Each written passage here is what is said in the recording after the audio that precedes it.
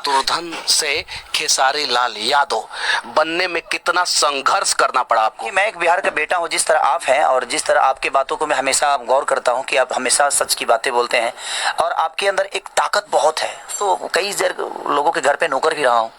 हमारे गुड्डू रंगीला का आप नाम सुने ही होंगे। उनके घर पे मैं 3-4 महीना तो खाना भी बनाया हूँ, झाड़ू पोछा भी। शर्म किसी बात की नहीं आती। मैं दूध बेचा हूँ, पानी भी मिलाया हूँ, वो भी मुझे पता है। मैं लिट्टी बेचता, पानी भी मिलाए हूँ। हाँ। कितना पानी मिलाए थे? अब 1 किलो में 1 पौवा पानी मिला। एक्चुअली मनीष भैया, जिस तरह आज आपको पूरी दुनिया जान रही है, जहाँ भी आपको लोग प्यार करते हैं, तो आपने अपने आप को साबित किया है ना। हम गेहूं के गरियाए में हमरा कितना टाइम लगी, लेकिन हमारा सम्मान पावे के होई तो ओकरा लगे जाए के पड़ी। अपन पोस्टर खुदे पान के दुकान पर कितना लोग फाड़ दे हमारा सामान वे, कितना दुकानदार माँ के गाड़ी हमरा दे लोग की। अगर आप जैसा भाई साथ में होगा तो हम दुनिया के किसी कोने में तैयार हो जाएंगे।